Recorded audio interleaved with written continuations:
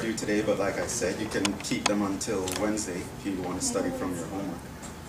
So it's fine to keep them, but you should ask questions on 2 and 3 today because chapters 2 and 3 will be covered on your exam. So anything you need to clear up, now's the time. Any questions from chapter 2?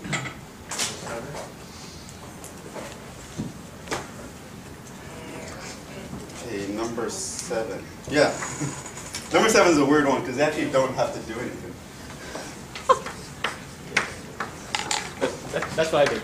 Yeah, I mean, so they tell you it has a row-reduced echelon form, right? And there are 3 non-zero rows, right? Which means you have to have at least 3 pivots, right? So obviously the first pivot has to occur here, right? Because if he didn't, It wouldn't be row and he echelon. occurred here, you wouldn't be able to get 2 pivots on there. You don't have 1. So then you're like, okay, a pivot has to be here. To get a second pivot, he has to be here. To get a third pivot, he has to be here. To be in reduced or echelon, you have to have zeros above and below. So that has to be the guy. I wouldn't like be doing row operations or anything. You should just sort of figure it out. There's no other choice but that. To fit 3 pivots in here, you have to start from the third column. How about the 2 columns? Huh? These don't matter. Yeah, but why do that? This is in reduced or echelon form because the first non-zero number in each row Yeah, is no, a no, 1. I'm just saying, why did we include those 2 columns? It was given. Oh, yes, okay. It was given like that, Okay. right? Yeah, so there was really nothing else. There was nothing to do. I wouldn't do any computations on that or anything. Jhevon, if that was an augmented matrix, it would be inconsistent. Yeah. Well, there's no answer to it. If you consider this as the answer column, yes. But if it's a coefficient matrix, then no. Yeah. Was that all from chapter 2? Chapter 2 is straightforward. Okay. Chapter 3. 2F. What? 2F.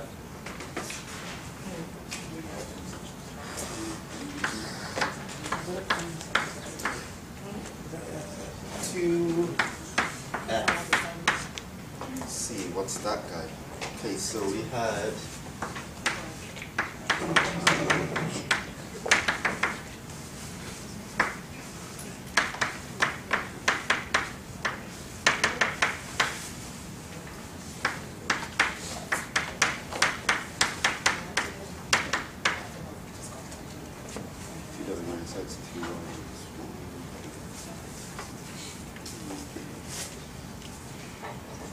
okay, and it says, confirm that each of the following system has a coefficient matrix with rank equal to the number of unknowns. So here you recall, You have 3x plus 2x? rank is equal to the number of non-zero rows, Professor, I think a typo. which is in, coming in? 3W. Your third equation is Yeah. 3W. 3W. 3W. Number of non-zero rows, which is actually just equal to the number of pivots. Right? So basically what you're going to want to do is you're going to want to reduce the system and show that you have the same number of pivots as you do unknowns. In this case, we have 3 unknowns, so it should be the case that when you reduce the system, you end up with 3 pivots. That's the only thing. And then it says, find a unique solution for the system.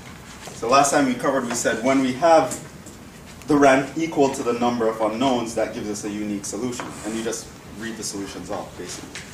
So you would start by the augmented matrix, 2 minus 1, 2, negative 1, 2, negative 1, 1, negative 2, 3, negative 1, 3, 2, 2.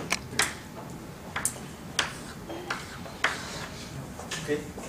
And so 1 minus 2, 3 minus 4. Establish my first pivot right away by moving row 2 here.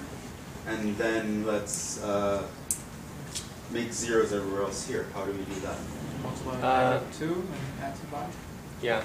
Right, I can take row 1 minus 2, row 2, right, from the previous matrix. So this minus 2 is 0. This will be plus 4. This minus 6. This plus 8. And then what about this one? Same thing. Same thing, but with 3. Minus 3. Right, so row 3 minus 3, row 2. So this minus that, 0. This plus 6, right? That's 8. This minus 9. And this minus plus 12, right? Okay. So we have that. So our first pivot is established. Okay. How do we get the second one? Well, we can make our 3 our second one, and then just add first, but no. Subtract the row one second to by the row third. two. Come again? We add row 1 to row 2. Well, then you Add kind of row 1 and row 2 to accomplish what? Oh, never mind. Add.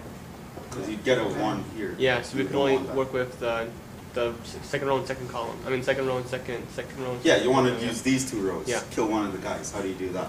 Multiply the second row by 2 and subtract it from 3, Multiply this by 2. and subtract it from row 3. So That you would give you a 6 and this. yeah. So you get a 2, which you can divide by 2. Okay. You could do that. Personally, I wouldn't, but Is sure. this a case Okay. where I don't see any other way. Wait, Row multiply 2 by times get a 3 nine. minus Come again? If you get a 9 on the second row, you'll get a 1. Yeah. Oh, 2.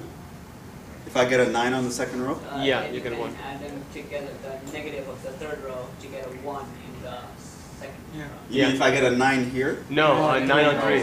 Multiply that by 3. Just subtract. Okay, so you want me to just multiply this by 3 and then add it, Yeah, Yeah. subtract that one? that works. That idea. also works, sure. So let's do that. So row 1, I'm not going to do anything. Here, I'm going to take 3, row 2. Here, I'm going to take row 3. And let's see. This would be 0, 9, minus 12. Hey, first I have a question. Yeah? Don't they have like solvers, like functions, like computer functions that actually solve these matrices? Yes. So why do we need to know this? Because it's written in the book, it says it's one of our It is degree written. requirements. I need to know the basics. No, just saying. Learn the basics. We'll probably never actually do this. No, but if you understand how it works, it makes it easier to code. Yeah, that's the idea. You Computers need to sometimes know never fail. what's going on behind the code, so then if there's an error, you know how to troubleshoot it, things like that. Right. But, I mean, row reduction is a pretty simple process anyway. If you know you have to do row reduction, you just, yeah. In the real world, you just put it in a computer. And it's in calculator too. Yeah. So, okay. So now what we'd do, we'd say row 2 Yeah, minus yeah. It's in I'll have to take a look. row 3. TI-84. 0, Yeah. 1. That's cool. This plus 12, you get what? Okay. This minus that, I would have 6. And so here, You get 5 for that one. Wouldn't that be minus 5? Yeah. where? Here? Yeah. Yes. Then have 1, this 2.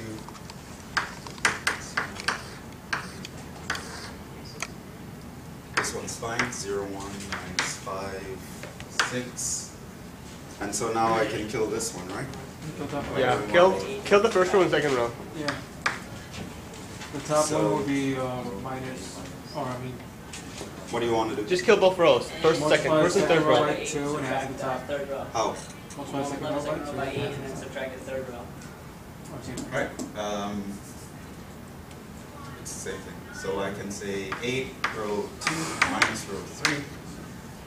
And that would be 0, 0. If I multiply this by 8, I get minus 40, plus 7. If I multiply this by 8, I get 48, Could we do like multiply? minus 50. Could we do like R1 minus? No. Sorry. Yeah, no way. Oh, nice. Right? Yeah, that's nice.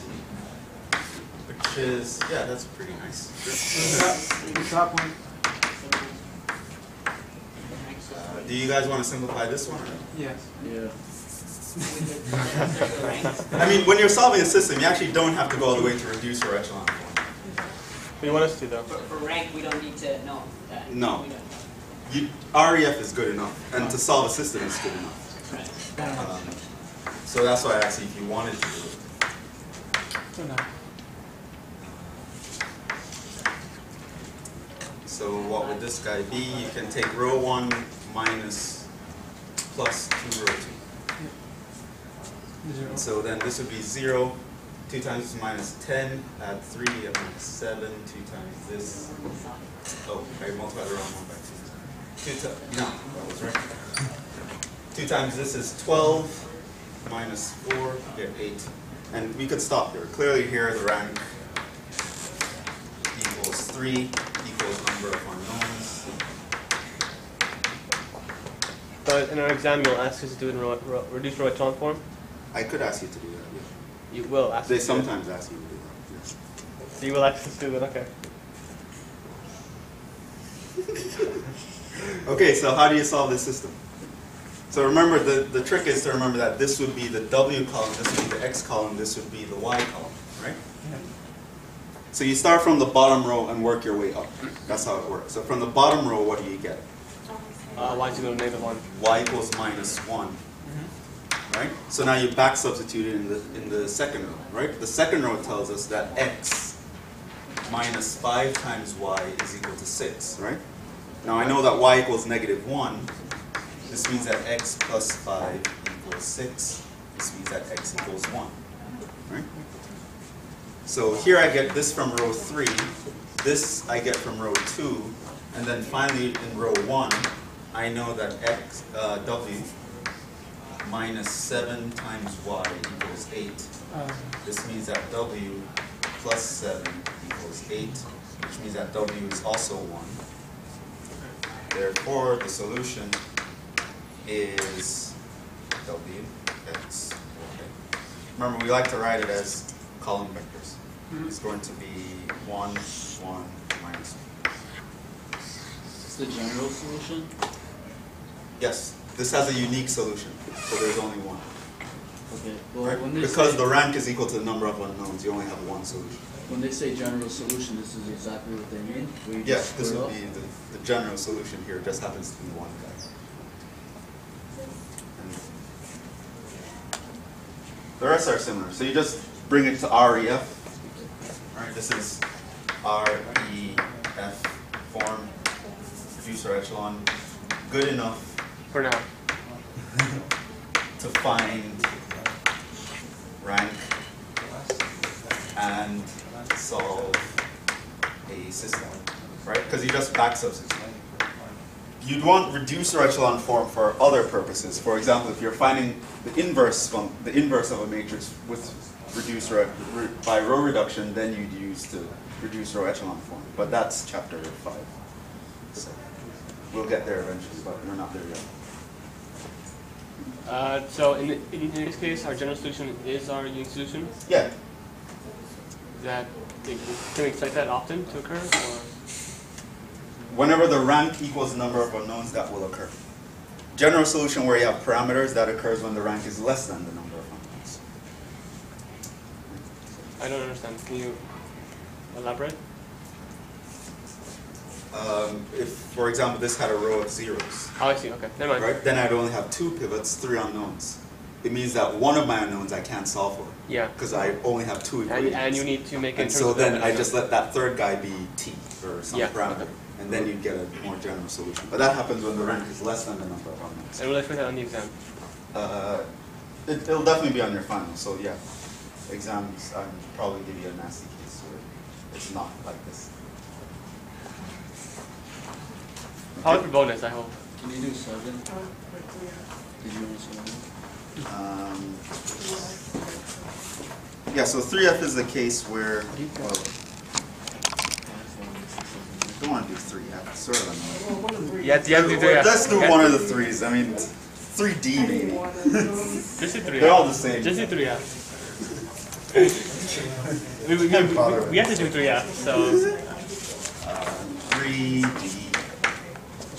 We have x minus 3y plus z equals 0. Don't want to spend all day doing arithmetic. for like a little. Sorry, math is just so boring. to me. Negative 2x. Negative 2x. Negative So 2x. your augmented matrix would be come in, negative 2x. Minus 3, 1, 4. Minus 2, minus 19, 3, minus 3. minus 3. Alright, so how would we do that? Well, we could leave row 1 Okay. and then just take 2 row 1 plus row 2. So that would be 0. 2 times this is minus 6, minus 19, minus 5. 2 times this is 2 plus that is 5. 2 times this is 8, minus 3 is 5. And so Nothing. this you can make a pivot by dividing by both sides by 25. Here your rank equals 2, which is actually less If you divide it by 25, you get fractions. Yeah. You could. I mean, this is the last step. If I did that, there's no harm in doing it, but I don't have to write it out. Number of unknowns. So how do we get to this solution from here?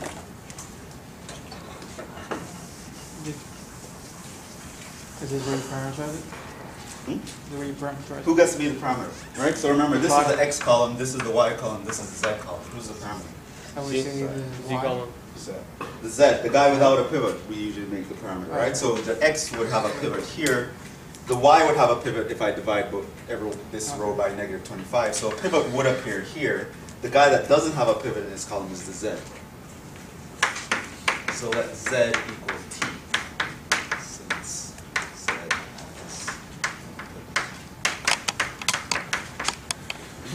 So then row 2 would tell us that minus 25y plus 5z is equal to 5, right? This means minus 25y plus 5t is equal to 5. So my y would be 5 minus 5t all over minus 25, which would give you what, 1/5 t minus 1/5. Would it eventually be possible for us to use matrices to figure out that last pivot? What do you mean? Would it eventually be possible for us to figure out how to find the last pivot using matrices? No, you'll never have a. It'll never be possible, No, ever? Okay. This will never. It's have an a- infinite amount of solutions, right? Basically. Yeah, it's going to be an infinite amount of solutions. Okay. So then from row 1, what do we know? We know that x minus 3y plus z equals 4, right? This means x minus 3 times the y. But what is y? This guy. 1/5 t minus 1/5. Plus the z is just t.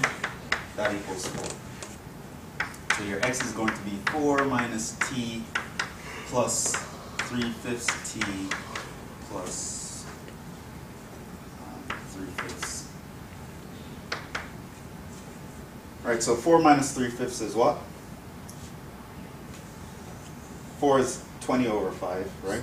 Plus 3 over 5, that's 23 over 5. And then you have 1 minus 3/5. This is minus 5 over 5 plus 3 over 5. You just get minus 2 over 5 t.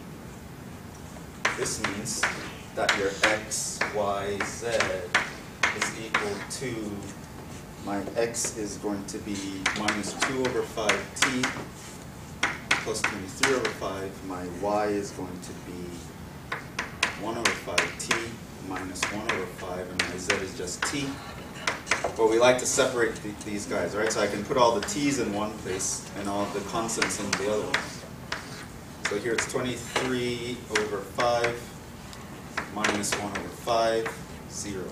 And here I have minus 2/5 t, 1/5 t, 1 t, and put the t on the outside. Can the t So be... this would be your general solution, right?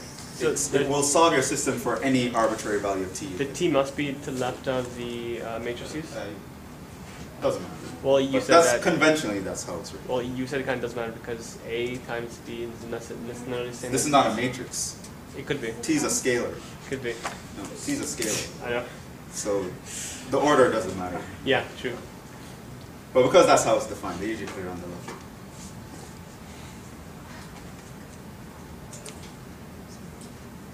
Yeah, number 4 would be the same thing. Did I even assign them? Was that it? I mean, everything is pretty much the same. You're doing row reduction, and you can either you answer the question what they want based on what they're asking for. But it's all row reduction. That's all it is. Chapter 3, number 7. On chapter 3. Okay, let's do number 7, and then we move Question. on. Yes. I was in the homework and I realized that there's a good deal of space that gets consumed. How do we deal with this? How do you deal with this? The amount of space that it takes up? Yeah. Well, with all my recommendations, I find that usually takes. No, but on exam, I feel like I could be doing a whole page on this. So it's like It's possible, but if you follow the recommendations I gave you, how to find your pivots, establish them in succession, that usually works out the shortest amount of time. Okay, so here we know that R is the reduced row echelon form of a system with these guys, right? So this is 0, 1, 0, 0, 3, 0, 7, 2.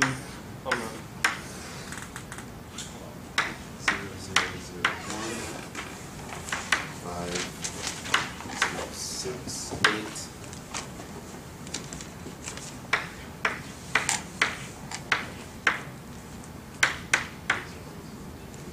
Right, so you pretend that you augmented some system and then you did reducer echelon form and this was the result, right? And now you're supposed to tell them what is the general solution, just write it out. Right, so remember this is x1, x2, x3, x4, x5, x6, x7. This is your answer column. So, how do you find the general solution? Put it back into the original form. Right. First I identify where are the pivots, right? We have 3 of them. This guy, this guy, this guy, right? So who does not have a pivot? X1, X3, X5, X7. I actually need 4 parameters here. Right? So here I would let X1 equal T, X2 is fine because he has a pivot. So when we move on to X3, he has none. X3 equals, I don't know, R. X4 is fine, he has a pivot. X5 doesn't, so X5 equals J. X6 is fine, X6 has a pivot, so move on. X7 equals K. Right? And then you're going to, from the bottom row going back up, you're going to solve for everyone. So from row 3, what do you have? You know that X6 plus 4X7 equals 9. This means that X6 is equal to 9 minus 4, or X7 was K. Right? So then you move on to row 2. And row 2 tells us that x to the 4 plus 5x5 plus 6x7 equals 8. So this means that x4 plus x5 was j, x7 was k, equals 8. So my x to the 4 is equal to 8 minus 5j minus 6k. Where are you getting the T or JK from? No. Just made it up. Oh, I made them up. Okay. Whatever. Can you just leave them like that though, or do you have to change them to a different name? We can't assume they're all the same. Yeah, but can you leave it as x1 and x3 and use that as your Won't work. instead of changing it to t and changing it to r? Technically you could, but it's just unconventional to do that. If we did it on the test, because I mean it seems like you're adding more letters to confuse yourself. That's the way I like it. No, that's how they write it. Because it sort of amounts to you saying x1 equals x1, which is sort of like, it's weird to just say that, even though it's actually true. So you're just like, oh, it could be anything, and you just use something else to represent anything. That's the convention. Technically, it wouldn't be wrong the other way, but it would be really weird to write it that way. So row 1, so we always start from the last row going up. From row 1, we know that x2 plus 3x5 plus 7x4 equals 2. This means that x2 plus 3, my x5 was j, plus was my x4? X7? X7 was k. 2. So x2 is equal to 2 minus 3j minus 7k. This implies my solution. x1, x2, x3, x4, x5, x6, x7.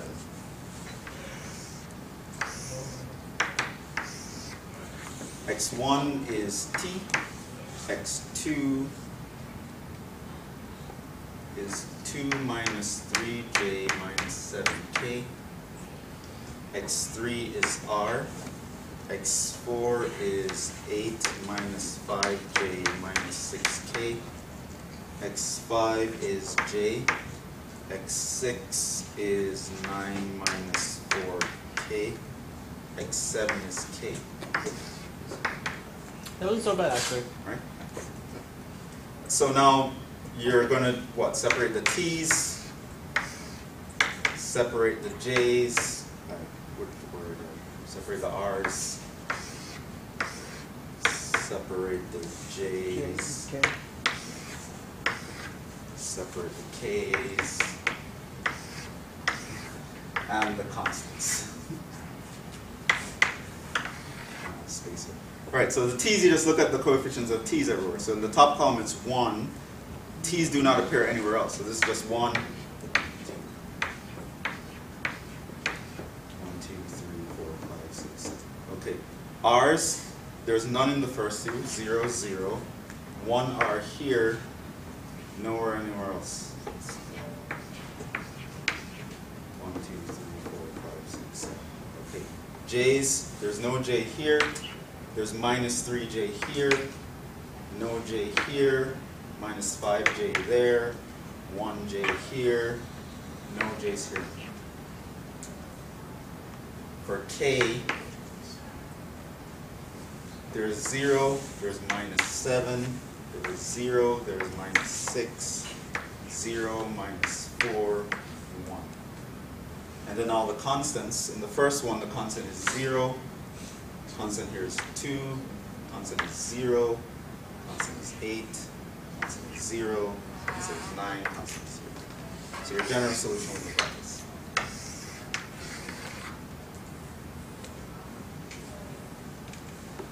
And the importance of writing it in this form is, you'll see when we get to chapter 7. This is when we're doing eigenvalues and eigenvectors.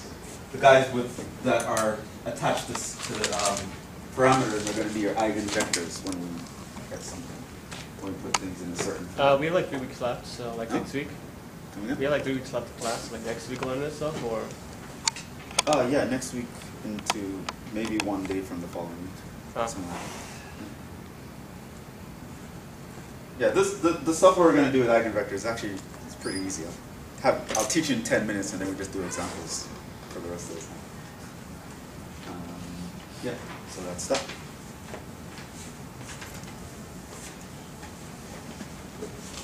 So that doesn't so bad. This No, I mean, in general, the hard work is to get to here.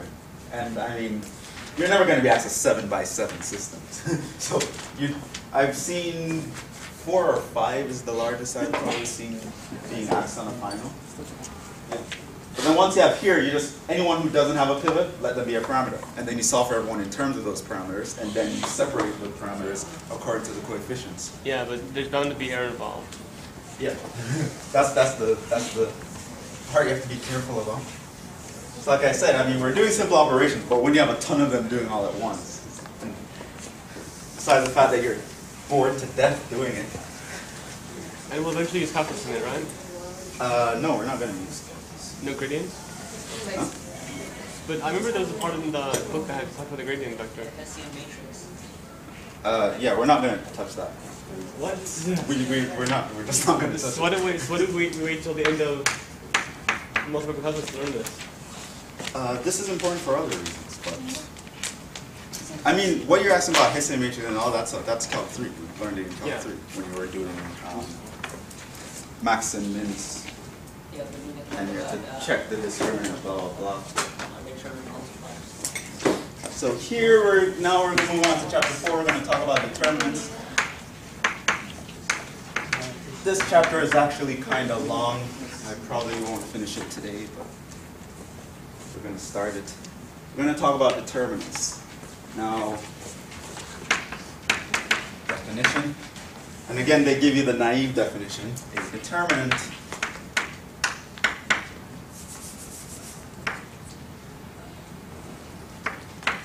right, A, B, and n by n matrix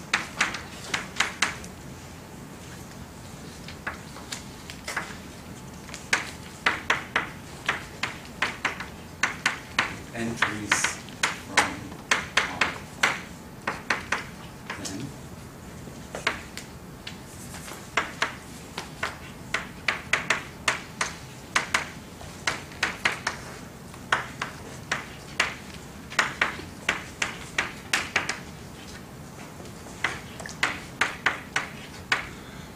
We'll be able to do 4x4 determinants or 5x5 determinants. Yeah, we're going to do them in general.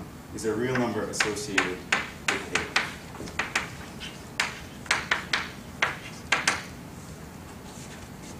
A. Right? That's basically what they told you a determinant was, and of course they're going to give you a formula on how to actually compute it. But they never really tell you where it comes from. It's not really important for you to know. Can you tell us? There are two schools of thoughts where the determinant comes from. Sort of a mysterious guy.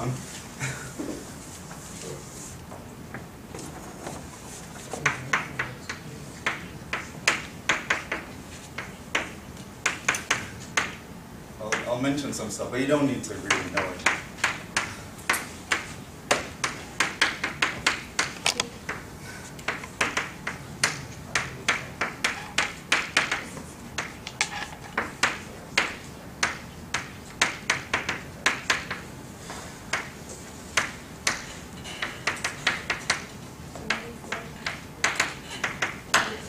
So your book actually goes through one of the reasons why this number shows up and why it's important to us. Right?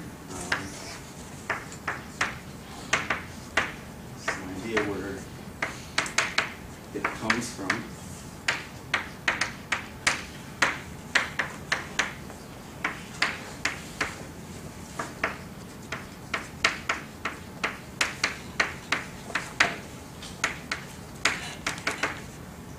Two schools of thought. The first is the one I've always thought of it that way, but then my abstract algebra professor was telling me that it came from another source, but we didn't actually talk about that. So when it shows up when solving systems.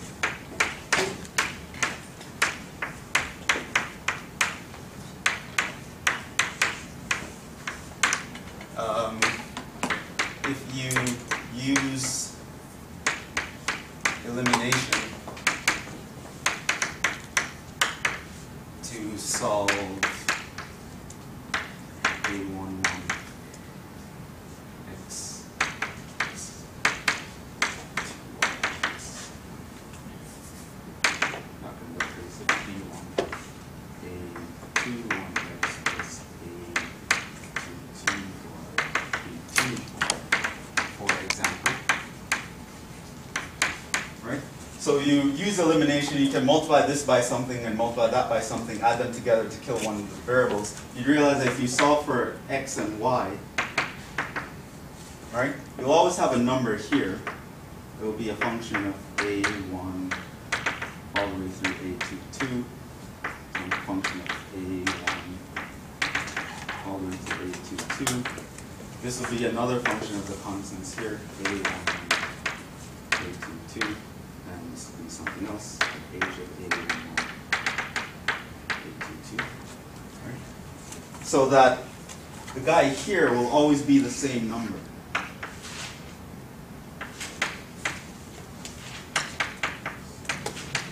What's G and H supposed to mean? Just functions, random functions. Right? And in fact, Kramer's rule tells us exactly what these guys are. But the important thing is that once you have this equation reduced in lowest terms, you have the same number over here.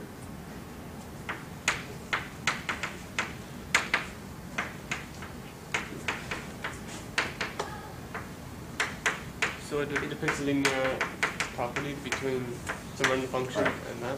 That's the guy they call the determinant.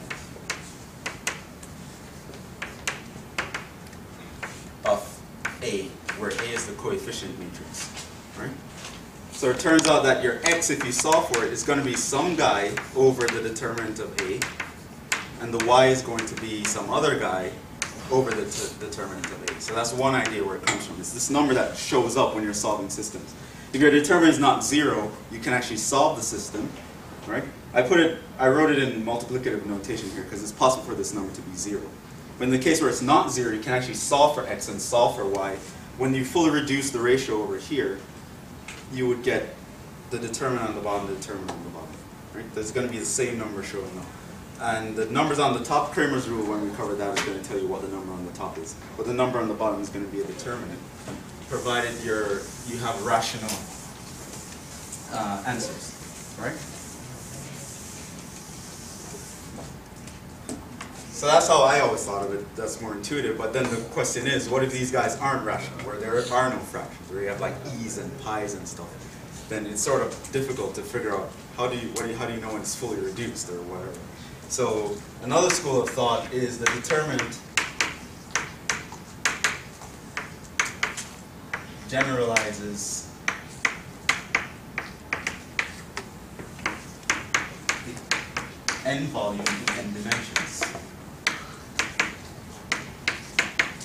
Right? In other words, if you're working R2 and you find a determinant, that's finding area. If you're working R3 and you find a determinant, that's finding volume. If you're working R4 and you find a determinant, that's finding the 4 volume, and et cetera, So we can find determinants. So example, you've actually seen this guy, it's scalar triple product, back in Calc 3. This was a determinant.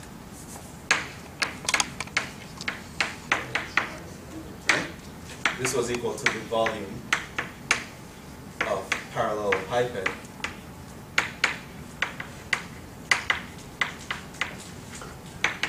in R3. Basically, if you think of all the rows as vectors, row vectors, and you had a 3x3 system and you took them and throw them in a matrix and then took the determinant, that was what you were finding the scalar triple product. That's what you did. And what did that tell you? The volume that was spanned by those 3 vectors. So if you find the length of a matrix, of the dimensions of the matrix, and we do the integral, we can find the same value? Yeah, if you want to set up an integral. But if you know that it's spanned by 3 vectors, you can actually just throw them all in a matrix, right? This was like that A dot B cross C guy. Remember that? The magnitude of that gave you volume, right? Turns out that the guy in here, this was the determinant, right? If you use the determinant formula on any system, that's going to be the guy that's in here. That's going to give you the volume. So for example, if I took a 4x4 system, then I think of 4-dimensional vectors in R4, then the volume of the parallelepiped in that dimension would be given by the determinant of the 4x4 matrix when I put all these guys in. Would it be considered volume in that case? That's why I call it n volume. That's why it's a generalization. Thinking outside the parallelepiped. Okay. Right? So yeah, area you think of as a volume in 2 dimensions. You know, volume is the usual 3-dimensional volume. Of course, you never think about anything else. So 4-dimensional volume. As far as we know, we live in a 3-dimensional world. So 4 dimensions is like surface. Perceive, but so 4 dimension we consider it like surface, I guess. no, it's just like an n volume. N volume, okay. Right? But the determinant is going to be the guy that gives it to you. And in Calc 3, you actually found a formula for the determinant was actually this guy. And you actually found a determinant. So the determinant you can think of as a number that shows up either when you're solving a system where everyone's rational, or you can think of it as a generalization of volume spanned by these vectors. Right? So that's where the number actually comes from. But just know that every square matrix has a number associated with it. Determinants are only defined for square matrices.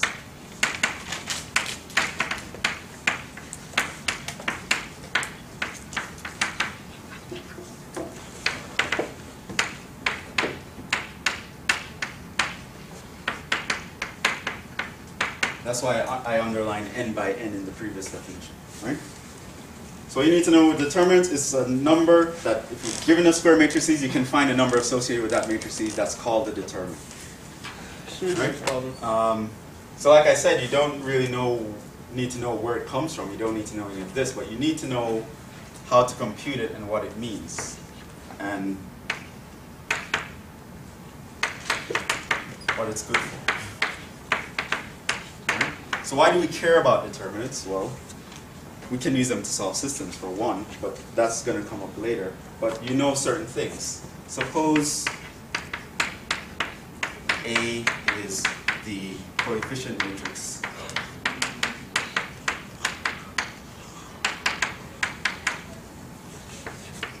of some system. Then you know the actual following. The determinant of A is non-zero, means that the system has a unique solution.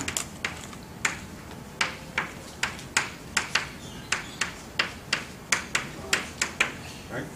So that's one thing that's important about this number. You do this mumbo jumbo, you come up with a number, and if it's non-zero, it actually tells you something about your system. What is your zero? system will have a unique solution if it's non-zero. What's a 0? Well, it means you don't have a unique solution. If determinant of A equals 0, this means you have infinite amount of solutions or no solution at all. But how about in the case when we, do you recall a couple weeks ago when we were dealing with conservation, conservative vector fields? In that case, the determinant was 0. With conservative Vector fields. We had to do a matrix to check to see if they're. No, I'm sorry. Never mind. No. No, that's different. Yeah. Right? So that's one thing it tells you. It also tells you, so that's one way. Another thing it tells you is that if determinant of A again is non-zero, then A inverse exists.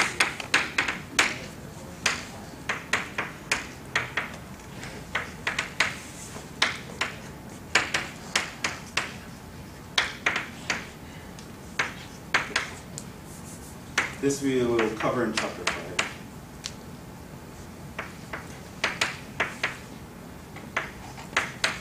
Right? So remember we said in the land of matrices, division doesn't really exist. The closest thing analogous to division we have is finding inverses. Right? So you can't really divide by a matrix, but you can do something like multiply by its inverse. And this guy only exists if it's a square matrix and the determinant is not 0. Right? So finding this weird number tells you things about your matrix. They tell you things about any system for which your matrix is a coefficient matrix. Non-zero determinants are nice. It means we have a unique solution. Also means we can invert our matrices. It also means the reduced row echelon form of A is the identity matrix. So all these things you can know right away. Right? If the determinant of A is not 0, any system where it's a coefficient matrix will have a unique solution.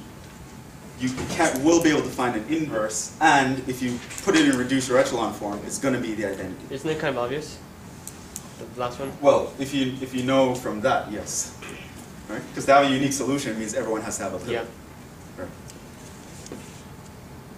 Yeah. So that's what a determinant is good for. Other notations.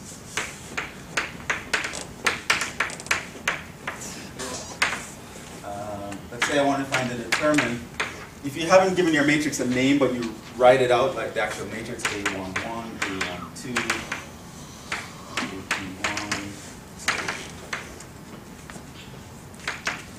A21. The notation is straight bars. Right? So that's A11, A12. So example. If I say the determinant of 1, 2, 3, 4, I can actually write that as a notation 1, 2, 3, 4. Once I put straight bars, it means I want to find the determinant.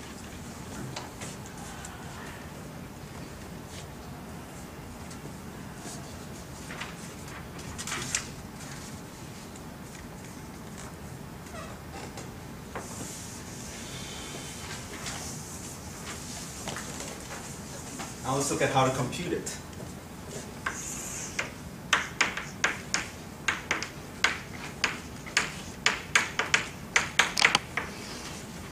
Your book separates 2 by 2 systems from everyone else, though it's not necessary, but I'll do it anyway. For 2 by 2 matrices,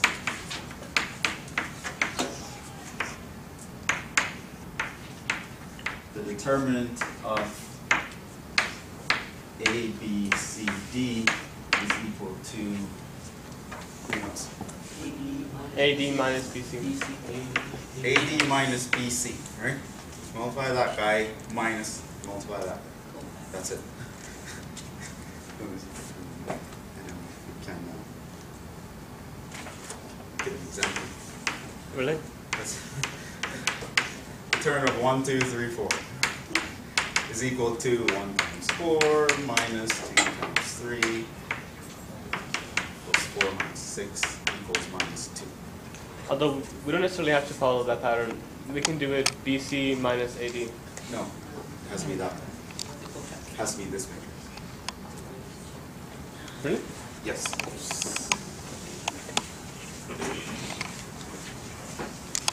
But isn't just the negative the negation of the value? Yes, and it's a real number. The negative of a real number is very different from the positive of a real number. Right? Okay. If you're thinking of volumes spanned by the vectors, like this, you can think of it as if you take the magnitude of this is going to be the volume of the parallelogram spanned by the vector 1, 2, and the vector 3, 4. If you create a parallelogram and find the area, it's going to actually be 2.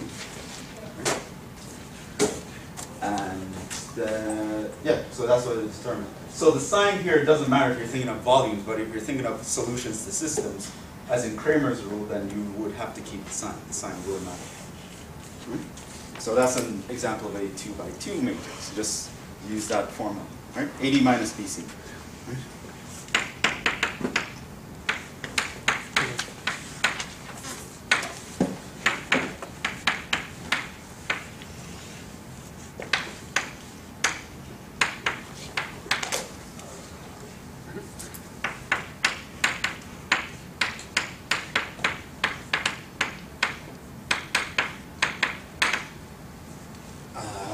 You can, I even want to tell you this. Okay, I won't do it. Okay. What? Do it the grown up way.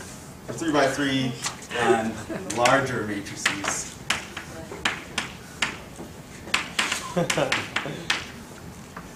Because there's a method that only works with 3 by 3 and nothing else. You know, that's the one they taught you back in Math 190, where you just multiply along the diagonals and then you multiply down along the diagonals. That one, yeah, it only works for 3 by 3, so I don't even want to teach you because then someone's going to try with a 4 by 4 or something. Yeah, I don't want to go through it. So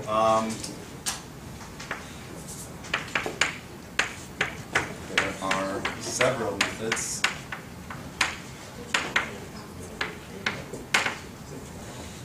One, you can do what's called the Laplace expansion. Are we learned that now? Yes, we're going to learn Laplace expansion. Great.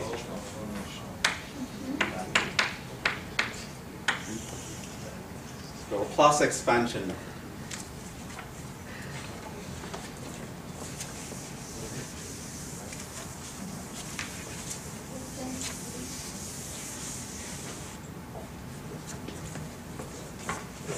Here's how it works. First, you're going to choose a row or column of the matrix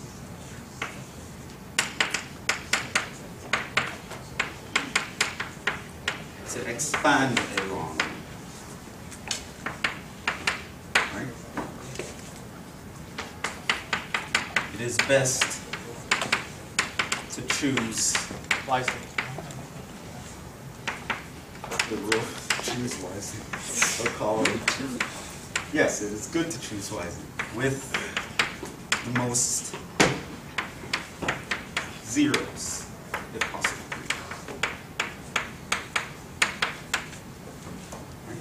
So first you're going to look at your matrix, find the row or column that has the most zeros, and then say, that's what I'm going to expand along. Right?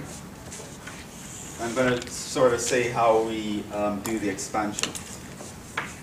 To apply signs to the entries in the chosen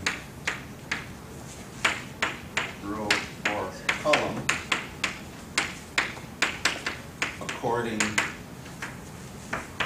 to the chart.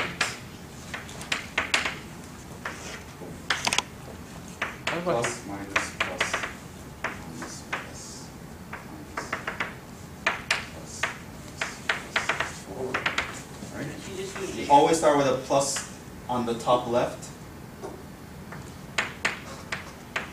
Always plus at top left.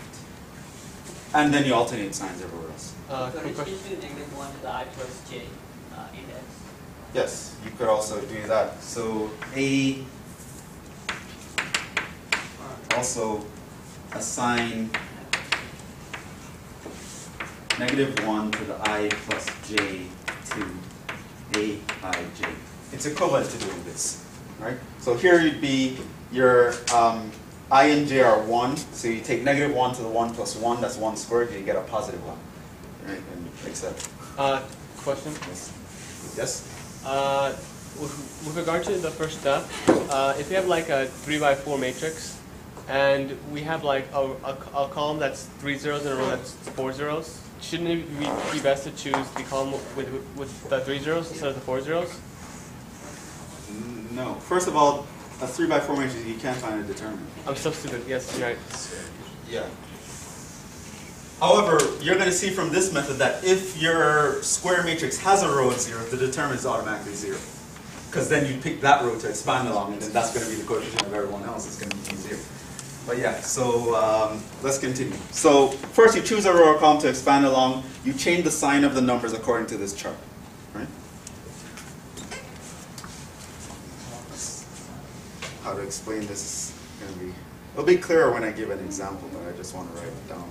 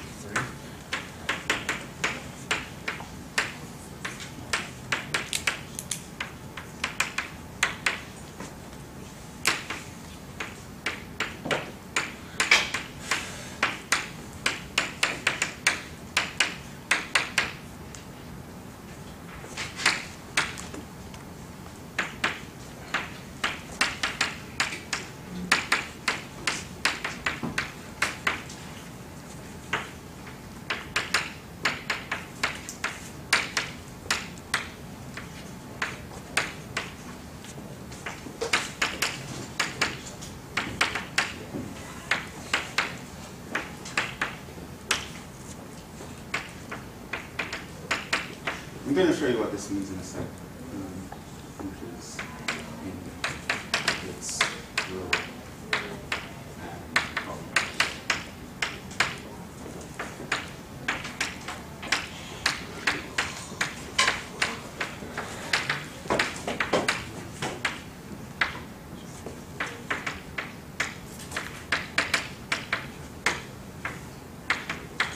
Right, remember your sign change.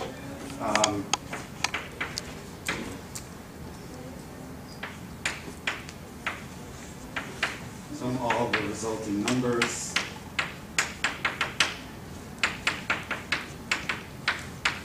In step 3.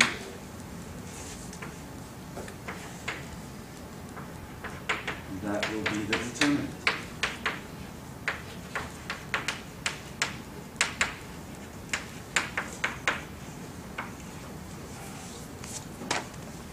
And that's how Laplace expansion works. Let's actually, do I want to do an arbitrary thing right through? Let's actually do like example. Find the determinant of A, B, C, D, E, F, G, H, I, right? So we don't know who is a 0 or who isn't, right? So we're going to assume everyone is non-zero, right? How do you do? You can choose any row or column. Usually when you're doing this, it's the same process you use to find the cross product of two vectors. But in general, you always did it by going along the first row, but you could, and that's why your J component always had a -1. But you can really choose any row or column if you want. All right, so let's say, just to be familiar, you choose the first row.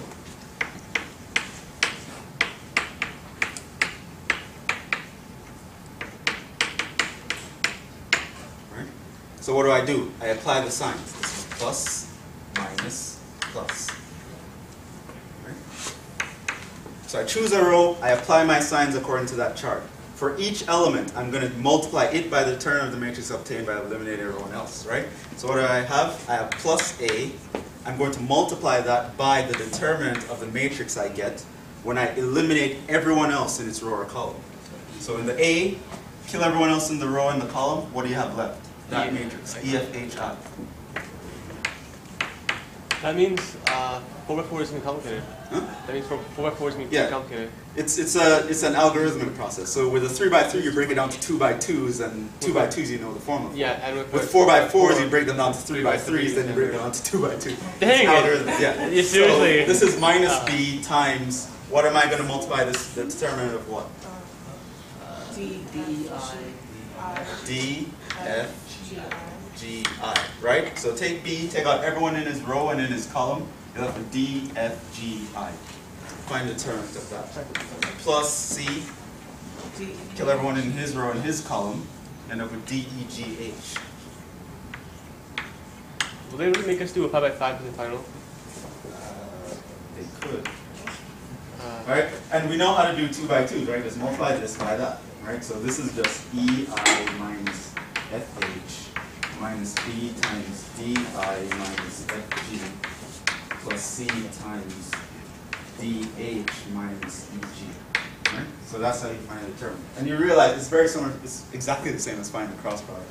Right? Where this was IJK, and the reason why I had to put that minus in front of the J was precisely because you're finding the determinant, and that's how the signs follow the determinant.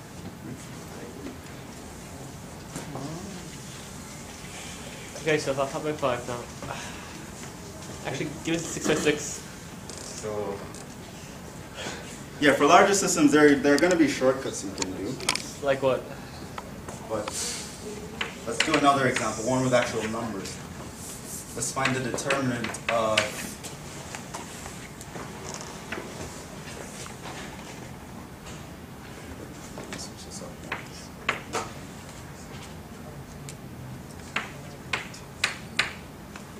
What's the determinant of an identity matrix? okay? What's the determinant of an identity matrix? 1. Okay. Right. Which we're going to cover that. Okay, so which row or column would you expand on? First column. First column, right? You look for the guy with the most zeros, right? So zeros here, which means you can pick the guy in the first row, first column, Or second or row. the second row. Thing is, in the second row I have a 2 and a minus 1. 1 and 1 are much nicer, right? Multiplying by 1. So I choose the easier one. I would actually choose this guy. Okay. So then I'm going to apply the signs. Always plus at the top left. So this is minus, this is plus. Right? And so then what I'm going to do, I'm going to take this guy plus 1 times the determinant of everyone when I eliminate his row and his column. That's 2 minus 1, 4, 1. Now, we can know what the second Of course, it's going to be minus 0 times whatever. It doesn't matter because it's just 0. That's why we like to pick zeros. It saves us from doing a lot of determinants. And then plus 1 times the determinant of taking out everyone in his row and his row and his column. So that's 3, 2. 2 minus 1. Right? But now we have 2 by 2s. So what I can do is just find the determinant of this. This is 2. This is 1 times 2 plus 4 plus 1 times minus 3 minus 4. This is 6 minus 7 minus 1. If we chose any other row or column, it would be the same determinant. You'd get the same answer, but you probably would have to work a lot harder. Right? So if I chose the second row, for example, I'd have 3 times some determinant. I'd have minus 3 times some determinant, plus 2 times some other determinant, plus 4 times some, minus 4 times some So we other. could have found the cross product much Right? faster. So that's why you like to pick the guy with the most zeros. It saves you from doing some of the determinants. So we could have found the cross product much faster. Huh? So we could have found the cross product much faster. Yeah, if you decided to find a cross product where you know one vector had like zeros in the first components, then you could have done it by going along the first row. You'd still get the cross product. IJK would still be on the top row? Or? IJK would still be on the top row. Actually, no, that don't make sense. Okay. let's do a slightly larger example. 1, 1, 3, 2, 3, 0, 0, 1, 0, 5. Can't do this. Is this a 4?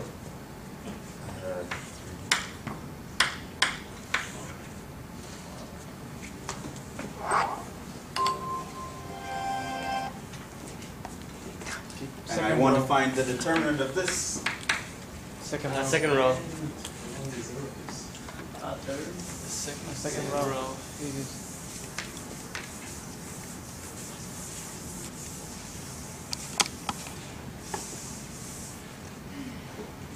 Yeah, look for most zeros. There are 2 here in a row.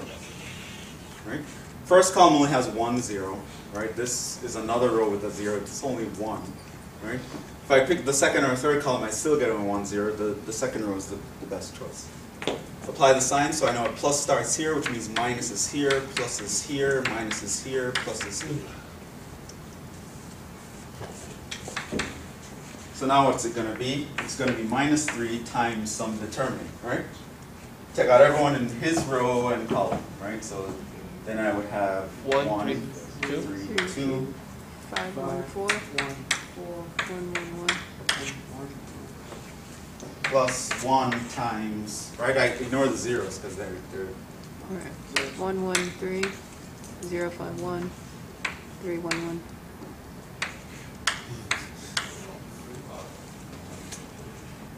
And it's only 4 by 4. Think about 5 by 5. And so now you broke down a 4 by 4 into a couple of 3 by 3s. And then you would have to do those, right? I can do that. So this is going to be what? Which row you want to expand on? Well, Here there are no no choice. zeros. Yeah, So so it's really, just do it the regular way. right? Which row? Last row. You could do that. Sure, it doesn't matter. Yeah. This would be a plus, this would be a minus, this would be a plus, which means this would be a minus, this would be a plus. Right? So then this would be plus 1 times 3, 2, 1, 4. 3, 2, 1, 4 Minus minus 1 times 1, 2, 5, 4. 1, 2, 5, 4 Plus 1, 3, 5. plus 1 times 1, 2, 5. Right? Notice that the signs that I put in only apply to these guys, right? Like when I was doing this, I didn't take the minus 5, right? My sign changes only apply to the guys that are in front. And then I'm going to add this guy. How do I get to that? First column. Use first column, sure. This would be a plus, this would be a minus, this would be a plus. So then this would be 1 times 5, 1, 5, 1, 1, and 1, plus 3 times 1, 3, 5. So what is this? This is minus 3 Okay. times, this is going to be 3 times 4 is 12, minus 2, minus 4, minus 10, Plus 6. 1 minus 15,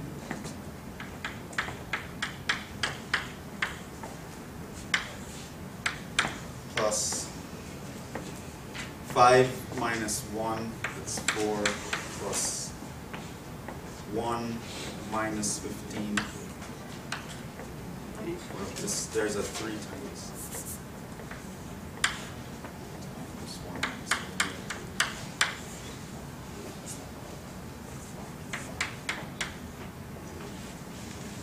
So what is this? 10 plus 6 is 16, minus 14, 2. plus now I have, what's 3 times 14? 42.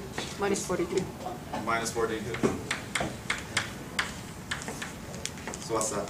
What about the 4? 39, 4. Oh, I thought you did know. Oh, I'm sorry. Okay, so that's minus 42 plus 4. Plus 4. 38. Sorry. I thought you did the whole thing.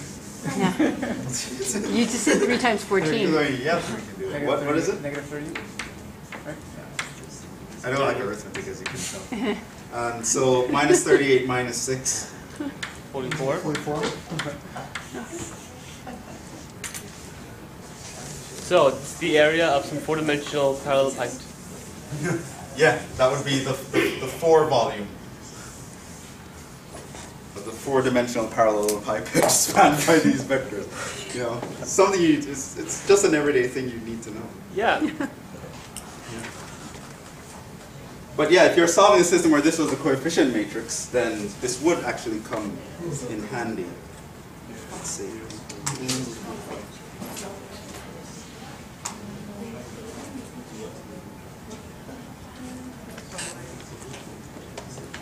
want to give me another example?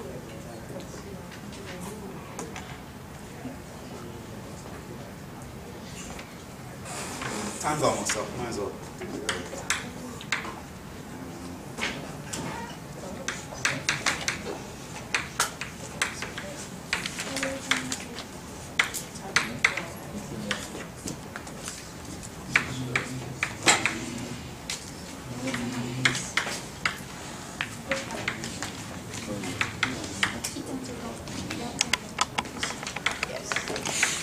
Another 4? Come on.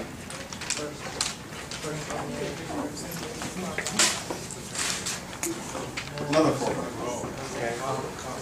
So determinant of A is equal to. What do you want to do? First row. First row. Actually, no. Second column best. Yes. Oh yeah, Second column is better, right? There's 3 zeros. Right? First row only had 2. This would be a plus, this would be a minus, this would be a plus, this would be a minus, this would be a plus. Remember, only the plus 1 matters, so that's just going to be plus 1 times 1, 0, 1, 1, negative 2, 1, negative 2, 1, and 2, 0, 1. Now what? Second column again. Second column, right? Because then anyone else you chose would only have 1, 0. So the second column is the way to go. So this is just 1 times, Negative it's just going to be minus 2. But what are the signs, right? You have to do plus here, minus here, plus here. So it stays as a negative 2. And you're going to multiply it 2. by, 1, 1, 2, 1. this is just minus 2 times 1 minus 2. 1 minus 2 is minus 1. The answer is good old 2. It was, Wrong. did I have a sign to somewhere? That's not Plus, oh, it's my fault. In my example, I had a minus 1. It doesn't matter. That's not the answer. Did a new example. Okay. One last thing. If you have a triangular matrix, Triangular matrix. I never heard of such a thing. and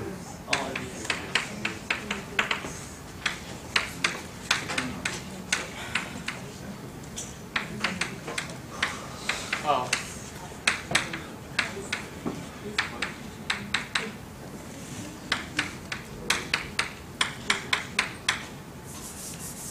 is a matrix with all zeros below the main diagonal. So it's just a matrix. It's just an identity matrix. It's not like that. Like on the diagonal, you can have, like over here, you can have whatever numbers you want, right? Doesn't matter. But if you have all zeros over here, that's called an upper triangular matrix because you have like this upper triangle thing going on, right? Determinant of upper triangle matrix, and it hence applies to any diagonal matrix, right?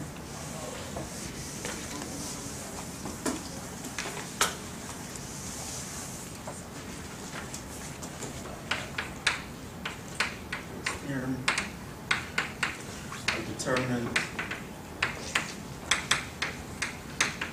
of an upper triangular matrix includes diagonal matrices.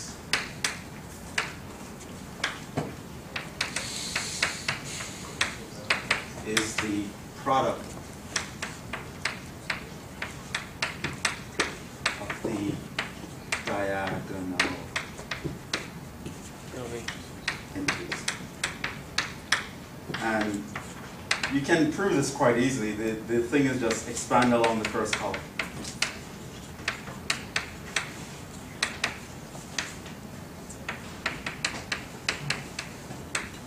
And it follows immediately. Basically, all your matrices will have zeros in the first column. You'll eventually kill everyone until you get down to a 1 by 1 determinant, and you just multiply all the coefficients along the way. So it's really easy to solve. Yeah, so a diagonal matrix or an upper triangular matrix, the determinant is really easy to solve. You just multiply all the guys on the diagonal. For example, the determinant of, so they can give you like a 5 by 5, and you think, oh, this is going to be so difficult. It's actually not.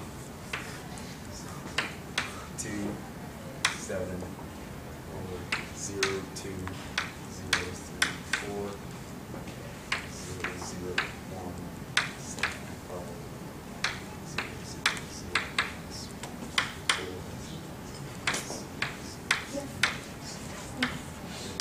4. Oh my goodness. Find the determinant of that. Right? Well, you know that the main diagonal is here, and you have all zeros below that. That's his upper triangular. So the determinant is just equals just 5 times 2 times 1 times minus 1 times 3. Oh, you gotta be kidding me. That's beautiful. Yeah. This is why diagonal matrices are important. And like everything, every arithmetic operation we do, they're a lot easier with diagonal matrices, which is so beautiful. why we introduced them. And a huge part of linear algebra, an important part, is just figuring out how to like transform any matrix into a diagonal matrix. But you don't cover that here. Yes. Well, I was gonna answer that. We're going to stop here. We didn't finish with determinants. I have something else to tell you. A couple more theorems to make it easier to compute determinants, but we'll do that. We'll start that next time. So next time we have the test 3. 3 questions, 15 minutes each. That gives us 45 minutes for the test, and I'm actually going to continue determinants afterwards.